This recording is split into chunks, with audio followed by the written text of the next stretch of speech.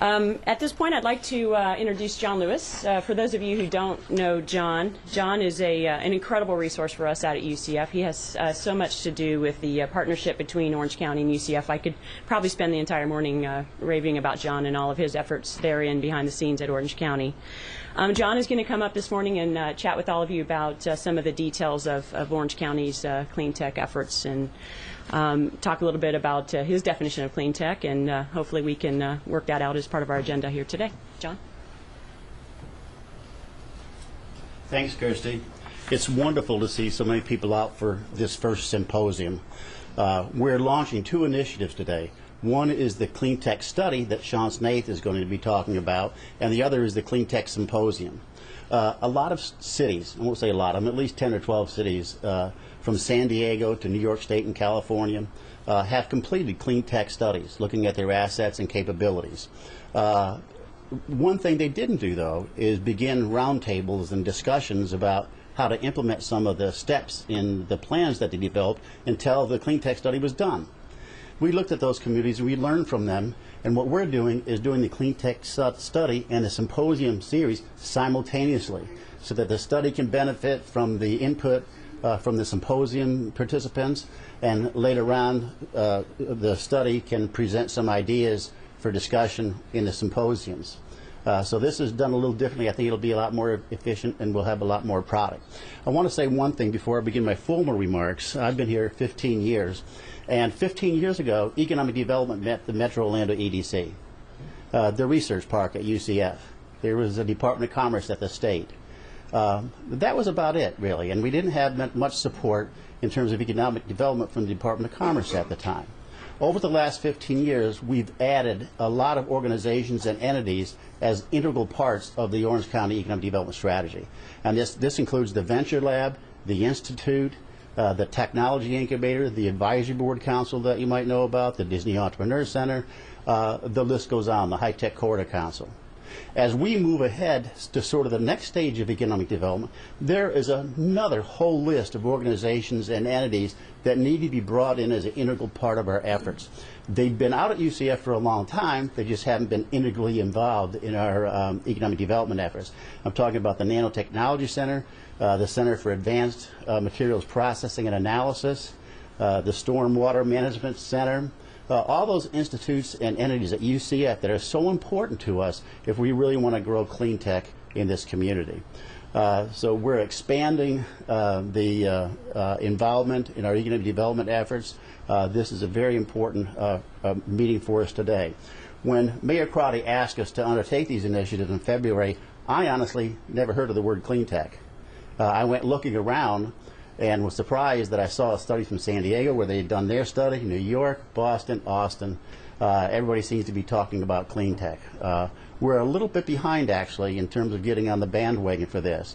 But as you see from the Technology Incubator and other entities in Orange County, when they started, other cities also had those things.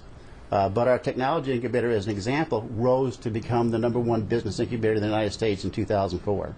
So we may be starting a little bit late, but we, in doing that, have the benefit of looking at all the work in the other communities that have come before us and learning from that so that we can do better and we will move ahead.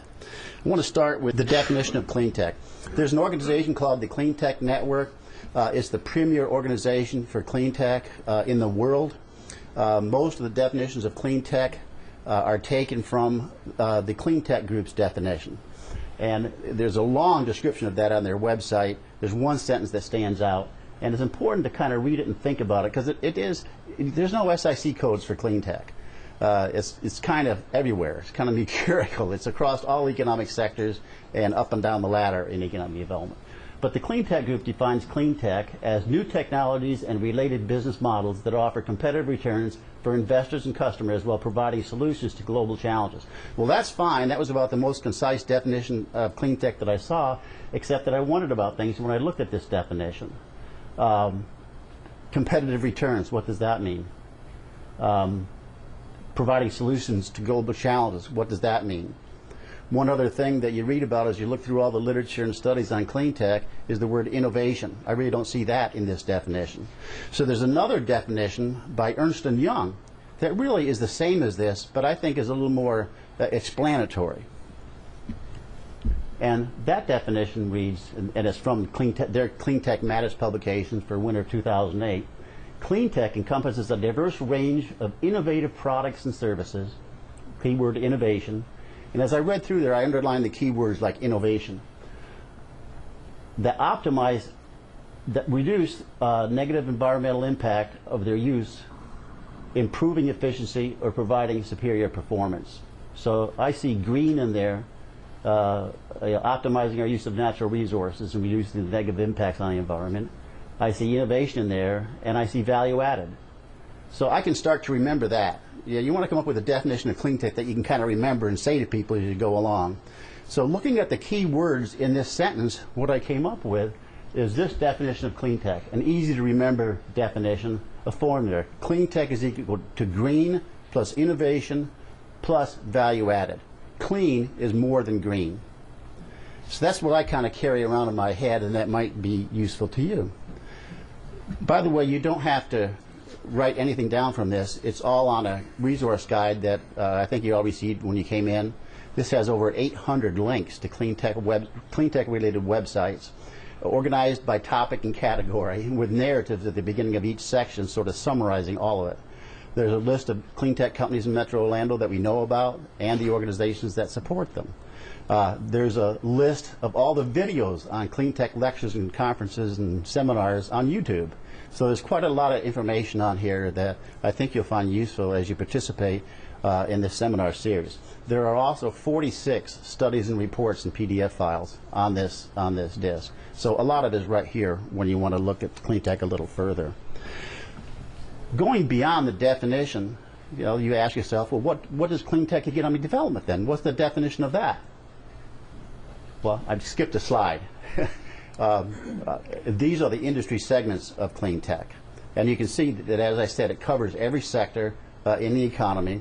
And it ranges from, looking just here at Metro Orlando, the latest solar technology that's being developed, green roofs. I even ran across a company here the other day that manufactures conversion kits for dryers that reduces the energy use of dryers by 50% and speeds up the drying time by 41%. I thought that's an excellent example of clean tech, sort of a different kind of clean tech company.